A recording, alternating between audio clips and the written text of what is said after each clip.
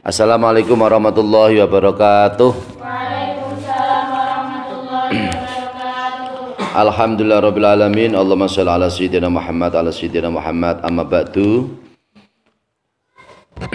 Untuk ngaji pada kesempatan ini adalah pembahasan melanjutkan ngaji, yaitu ngaji kitab Matan Ghoya wa Takrib, yaitu tentang puasa Ramadan, dengan beberapa penjelasan sebagai berikut ini. Bismillahirrahmanirrahim. Waman mata wa alai saumun min Ramadana utima anhu likulu yaumin muddan. Jadi saya baca di situ. Waman utai sapa wonge mata iku mati sapa man wa alaihi lan iku wajib wa alaihi lan iku tetep ing atase man mata siamun utawi tanggungan poso min Ramadana saking poso wulan Ramadan utima anhu mongko awe mangan sapa man anhu saking Ramadan likuli yaumin iku tetep kudu saben-saben sedina mudun utawi sakmud. Artinya adalah siapa yang meninggal di mana ia dalam keadaan meninggalnya itu dia dalam keadaan yaitu masih punya tanggungan puasa Ramadan, maka setiap satu puasa Ramadan yang ditinggalkan, satu hari puasa Ramadan yang ditinggalkan, maka orang tersebut, orang yang mati itu berarti keluarganya ini berarti punya tanggungan untuk memberi makan setiap satu hari adalah satu mud kepada orang fakir atau orang miskin. Wasaihu utawi wong tuwa alharamu kang banget tuane iku ida ajaza iku nalikane apes sapa wong tuwa sing banget tuane anis saumi saking poso Ramadane saihu yuftiru mangko kena muka sapa asyaihu yuftiru mangko kena muka sapa asyaihu atau kena buka atau kena muka sapa asyaihu wayut imulan ngetokake madang atau maring madang sapa asyaihu an kulli yaumin saking saben-saben sedinten muddan ing sak mud. Artinya adalah orang yang sangat tua renta, sangat tua ya, tua renta ibaratnya apabila ia tidak mampu untuk berpuasa Ramadan, maka orang yang sangat tua renta itu boleh tidak berpuasa. Apa itu? Boleh dia muka atau meninggalkan di tengah-tengah puasa Ramadan, dan setiap satu hari yang ia tinggalkan maka ia memberi satu mud kepada fakir atau miskin. Berarti orang tua kalau sejak orang tua renta kalau sejak waktu malam atau imsak dia tidak berniat melaksanakan puasa, maka itu tidak boleh. Maka tetap harus berniat melaksanakan puasa semampu sampai jam berapa semampunya orang tersebut, karena selagi dia masih bisa mampu maka dia tetap harus berniat melaksanakan puasa Ramadan. Apabila dari malam hari dia sudah tidak berniat puasa Ramadan, ini yang tidak diperbolehkan, maka harus berniat melaksanakan puasa Ramadan, meskipun nanti puasanya itu karena dia kondisinya itu adalah sangat lemah, maka puasanya sampai sebisanya. Apabila puasanya tidak sampai kepada waktu maghrib ya, maka dia orang tua tersebut setiap hari yang ia tinggalkan karena tidak mampu maka harus memberi satu mud untuk fakir, untuk miskin satu mud. Wal hamilu utai wong kang hamil, wadon kang meteng atau hamil, wal murdi'u lan wong kang nusoni putrane iku in khofata iku lamun kuwatir sapa hamil wal murdi ala anfusihima ing atase awake dhewe ne hamil dan murdi aftara mangko kena muka sapa al hamil wal murdi wa alaihima lan iku wajib ing atase al hamil wal murdi al qada'u utawi nyauri poso. Al qada'u ta nyauri poso.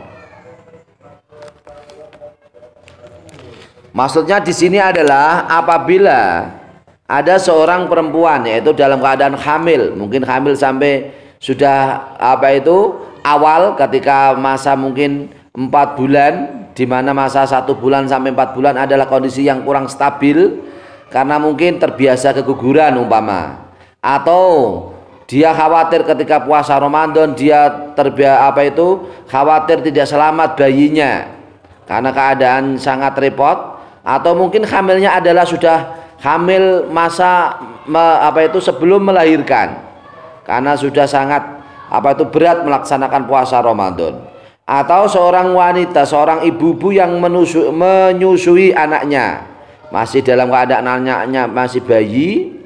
Apabila dia khawatir melaksanakan puasa menimbulkan suatu madharat atau suatu akibat yang tidak baik, maka orang yang hamil atau orang yang menyusui, ibu yang menyusui kepada anaknya itu boleh muka, boleh tidak melanjutkan puasanya. Ya, kemudian ia harus mengkodok di bulan selain Ramadan nanti, dia harus mengkodok 1 hari berarti 1 hari. Begitu umpama yang ditinggalkan 3 hari berarti ngodoknya 3 hari. Begitu seterusnya. Kalau begitu di sini maka orang yang hamil, orang yang menyusui pun juga tidak boleh langsung meninggalkan puasa pada malam hari berniat tidak berpuasa, nggak boleh. Maka yang penting di sini adalah tetap niat berpuasa. Karena berniat tidak berpuasa dari waktu malam atau waktu imsak itu sudah berdosa. Seperti halnya kita semua umpama berniat tidak melaksanakan ibadah sholat, itu artinya kita semua adalah berdosa, dosa besar.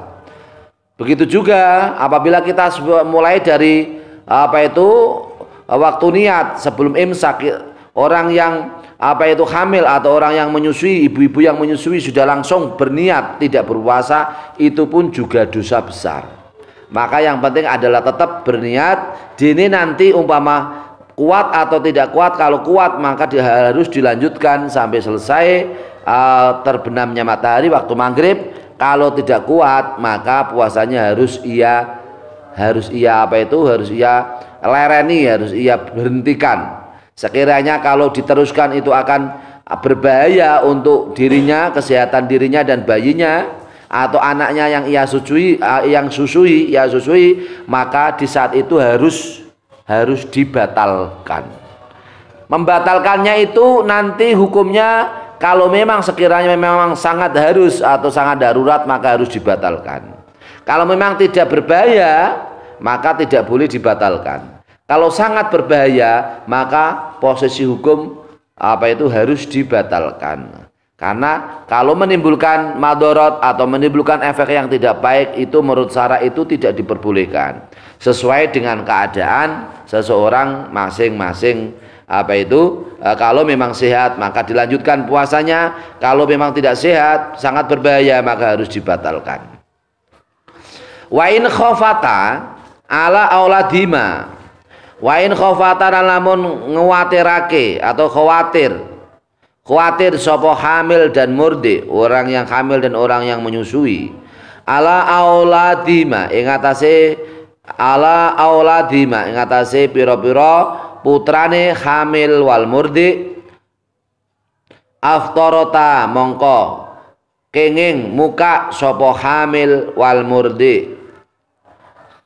Wa alaihi malan iku wajib ing atase hamil wal murdi, orang yang hamil dan orang yang menyusui, ibu yang menyusui, al qada'u utawi ngandani poso, wal kafaratu lan sertane kafarat, an kulli yaumin saking saben-saben sakmut, an kulli yaumin lan saking saben-saben sedinten,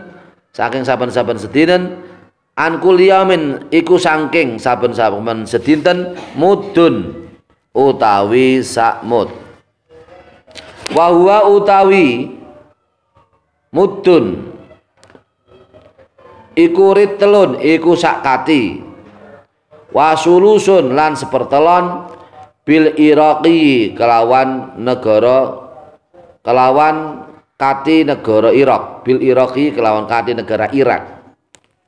Maksudnya begini, artinya terjemahnya, apabila orang yang hamil, ibu yang hamil atau ibu yang menyusui, di mana ketika pada waktu puasa Ramadan ia sangat khawatir atas keselamatan anaknya, ya, maka orang yang wanita yang hamil atau ibu yang hamil atau ibu yang menyusui itu boleh meninggalkan puasanya di tengah-tengah puasanya atau boleh muka. Dan juga setelah ia muka maka dia harus mengqadha atau nyauri atau mengqadha puasa Ramadannya, dan juga memberi kafarat yaitu pelebur kesalahannya itu. Setiap satu hari yang ia tinggalkan adalah memberikan satu mud, yaitu kalau di Indonesia berarti beras, karena Indonesia ini adalah bahan pokoknya, makanan pokoknya adalah beras, yaitu satu mud. Satu mud ini menurut ulama di sini adalah satu mud adalah sepertiga kati menurut negara Irak. Kalau kita Indonesia satu mud berarti 2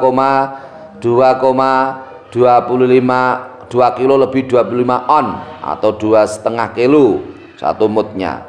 Berarti apabila ibu-ibu yang hamil, ya, atau yang menyusui, ketika dia tidak bisa melanjutkan puasanya karena khawatir dengan kesehatannya, maka dia boleh tidak berpuasa. Artinya boleh tidak berpuasa itu puasanya ketika dia dalam keadaan khawatir itu langsung puasanya harus dibatalkan, dan kemudian mengqadhoni dan memberikan kafarat, yaitu setiap satu hari yang ditinggalkan puasa Ramadan adalah satu mud dibagikan kepada fakir miskin. Ngoten nggih? Wal maridu utawi wong kang sakit, pasien, wal musafiru lan tiyang ingkang lelungan bepergian jauh, safaron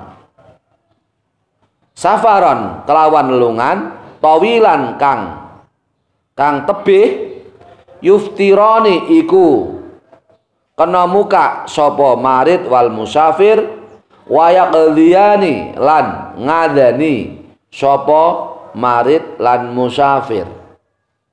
Artinya orang yang sakit, pasien, dan orang yang bepergian jauh dalam keadaan musafir, di mana perginya adalah jauh, maka di saat puasa Ramadan maka boleh dia tidak berpuasa dan wajib mengqadhani puasa di bulan yang lain.